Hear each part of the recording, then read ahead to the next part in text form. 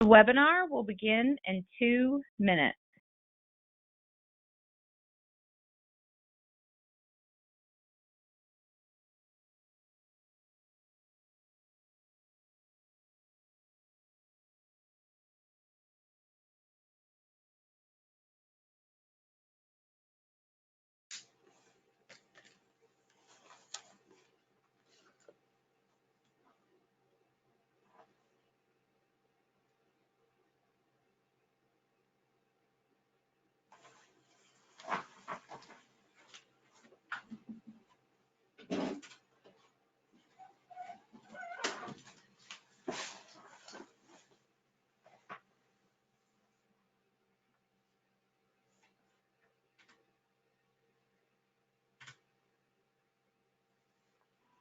The webinar will begin in 1 minute.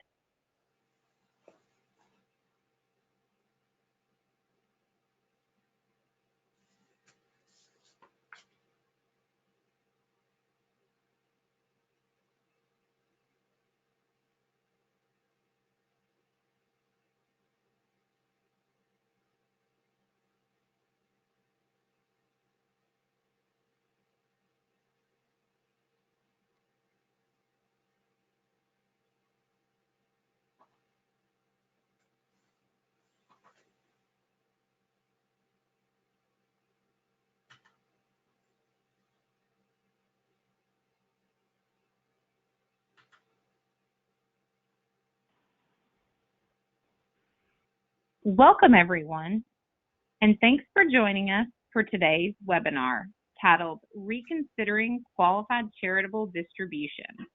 This webinar will last approximately 20 minutes, and at the end, you'll be given an opportunity to receive supporting materials by email free of charge to you.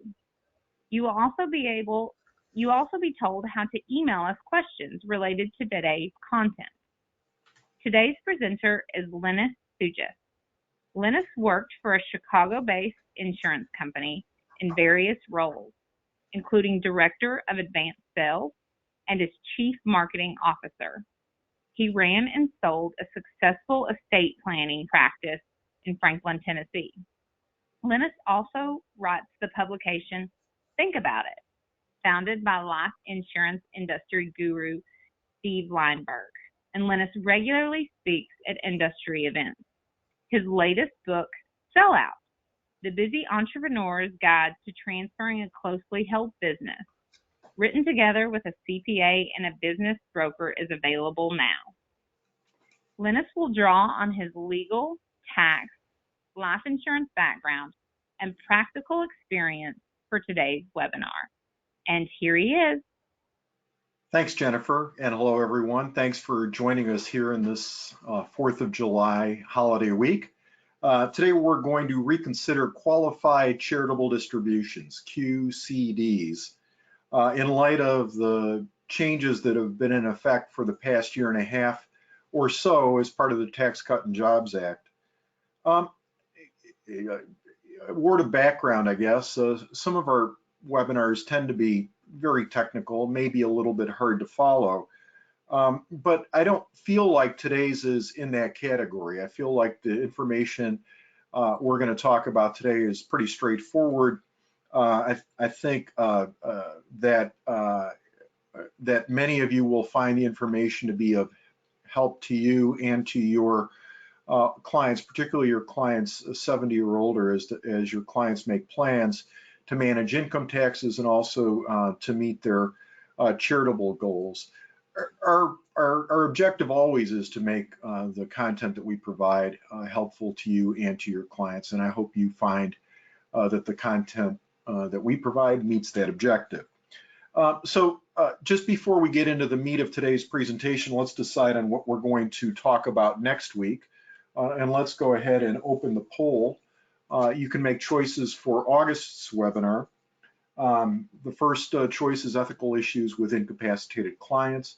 The second choice is captive insurance arrangements, and they took another hit. And then the last choice is faulty by self-funding structure leads to litigation. Those are the three choices for next month's webinar. The poll is open. Please go ahead, and I'll give you 30 seconds to cast your vote. Please go ahead.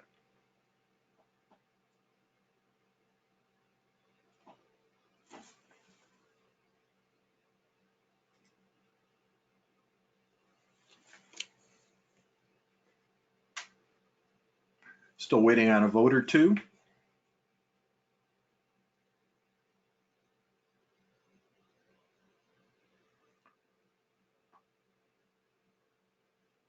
And let's go ahead and close the poll and announce that next month's webinar will be a faulty buy-sell funding structure leads to litigation.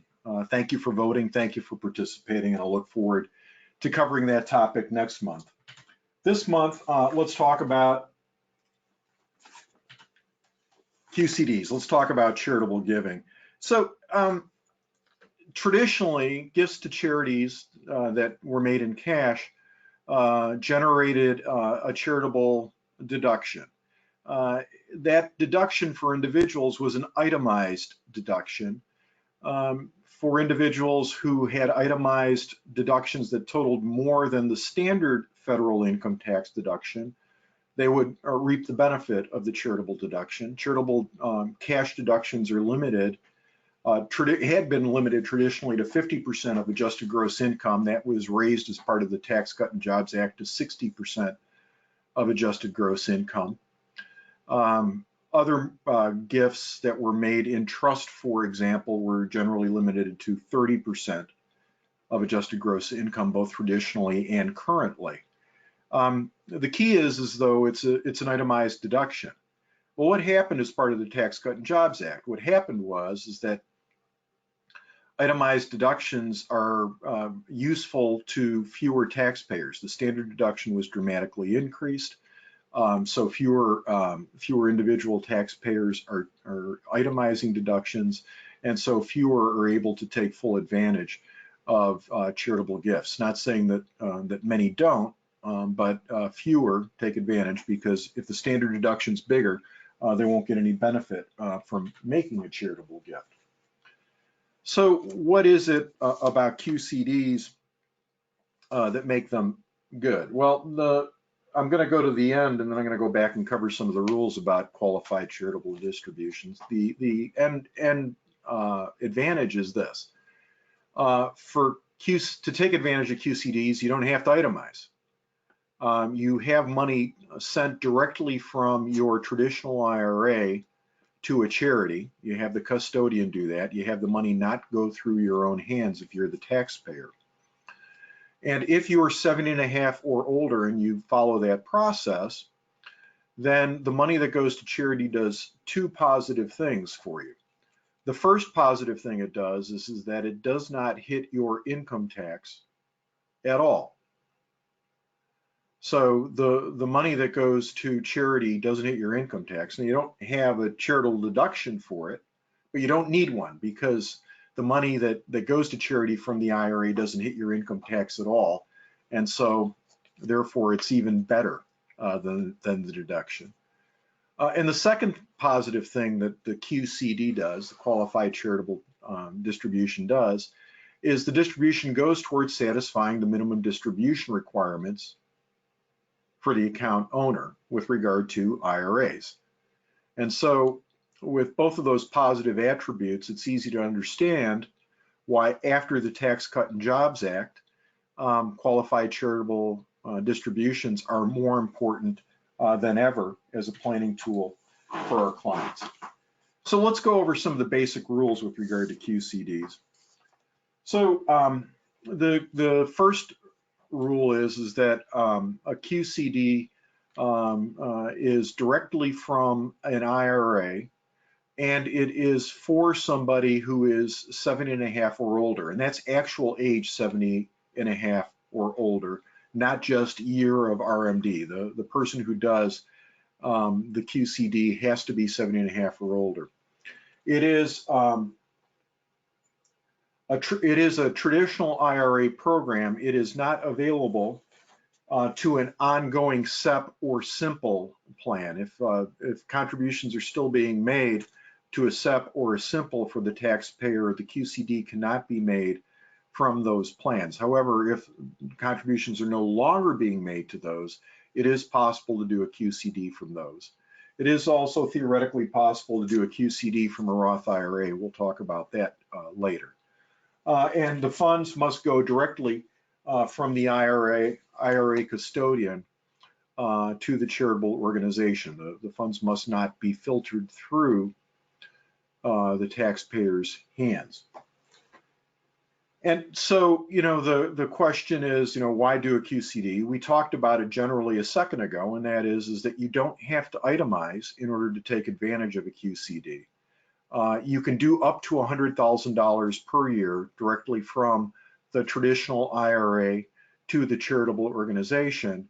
It doesn't hit your income taxes at all, and it counts towards satisfying your RMD.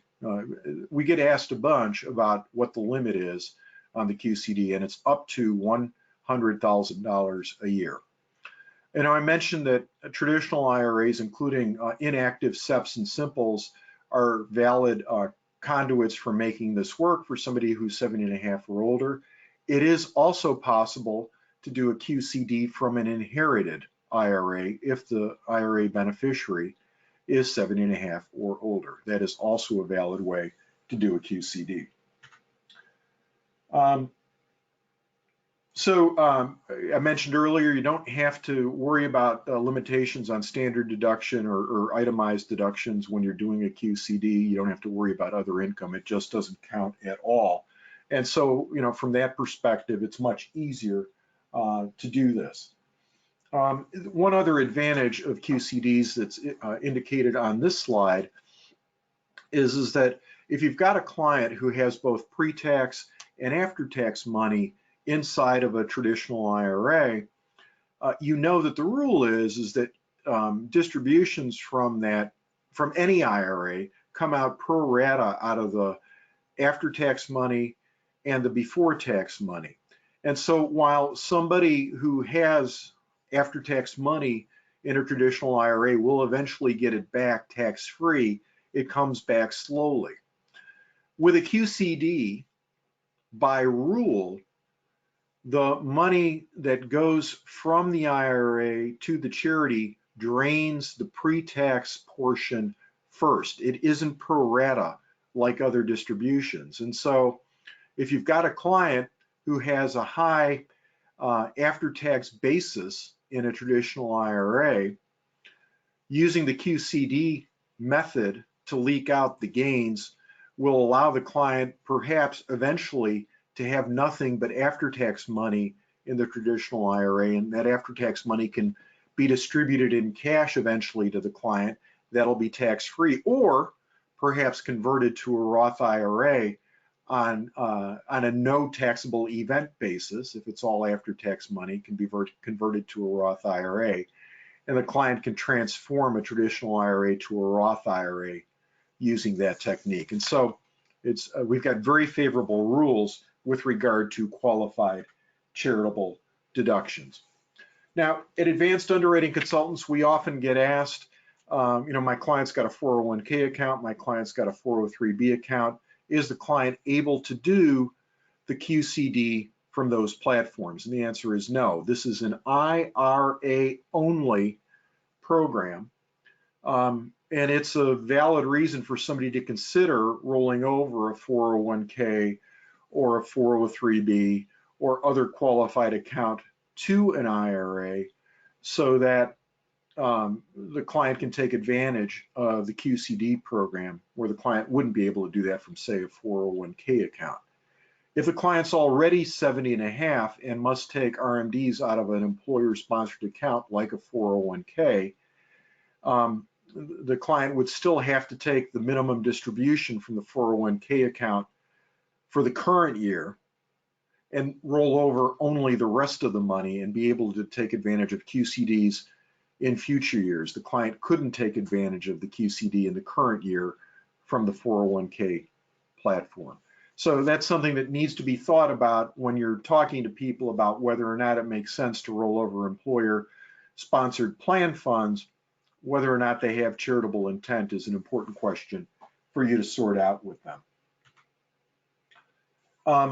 What is a qualified charity for QCD purposes? It's pretty much any 501c3, including churches.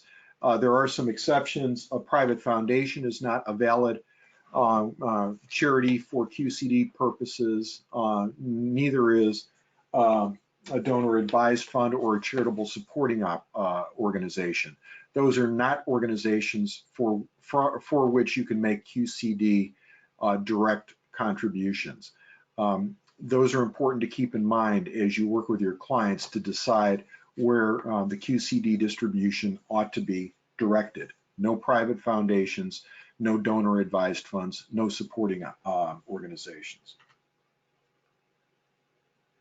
As I said earlier, churches are okay in general. Churches are automatically 501c3s. Churches, temples, they work as recipients.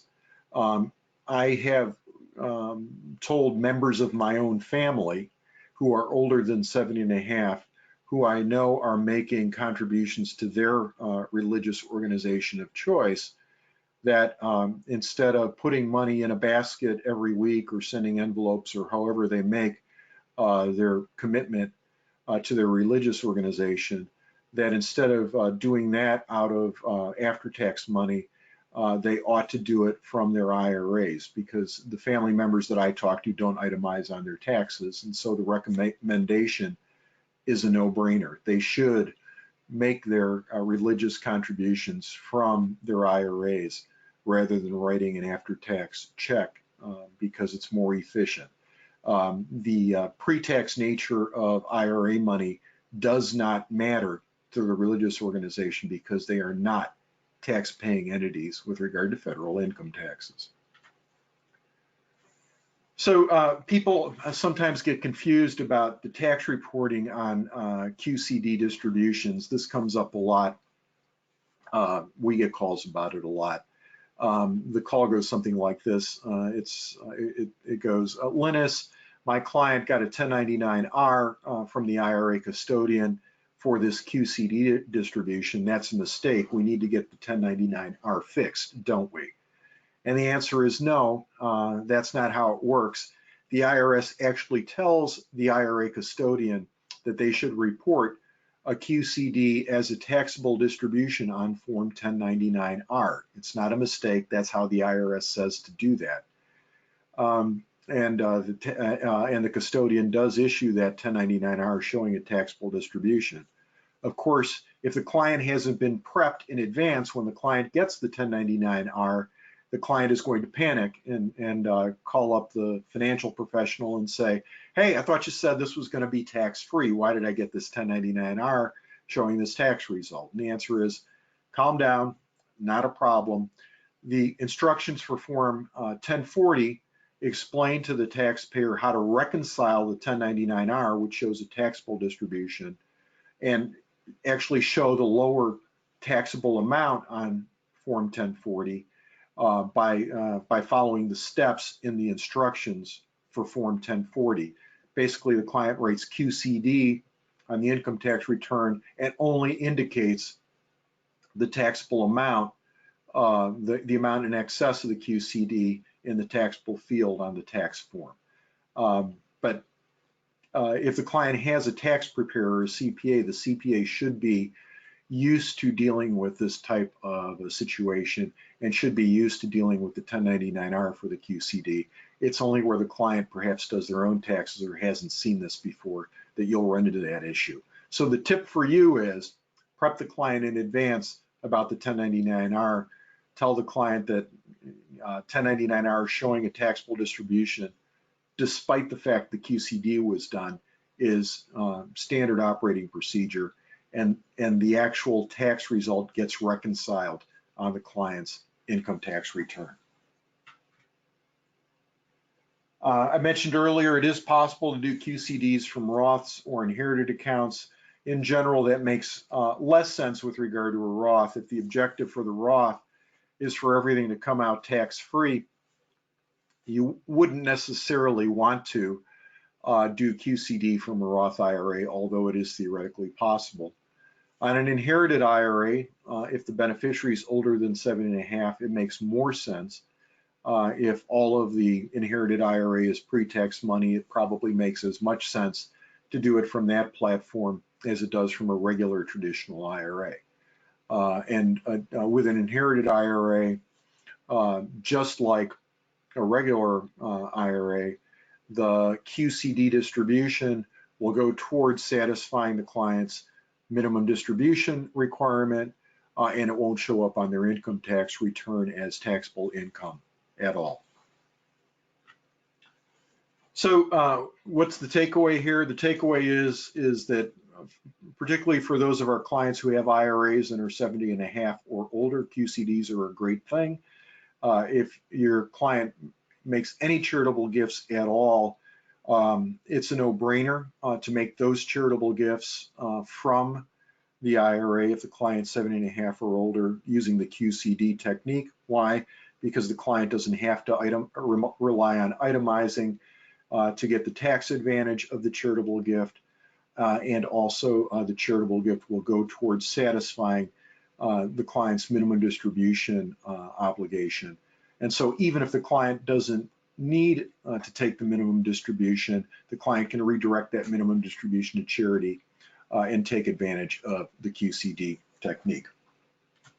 So at this point, I would like to thank all of you for joining us on this short week, and I will turn the program back over to Jennifer to close it up. Jennifer? Thanks, Lennis, and thanks for joining us today. As a reminder, if you would like to receive supporting materials, feel welcome to email me at asktheexpert@advancedunderwriting.com. Again, that's asktheexpert@advancedunderwriting.com. You may also email questions related to today's webinar. Finally, for more information about the services that Advanced Underwriting Consultants offer, including phone consultation and newsletter licensing, feel welcome to contact me at 615-224-1291. Again, that's 615-224-1291. Thanks again, and best wishes for continued success.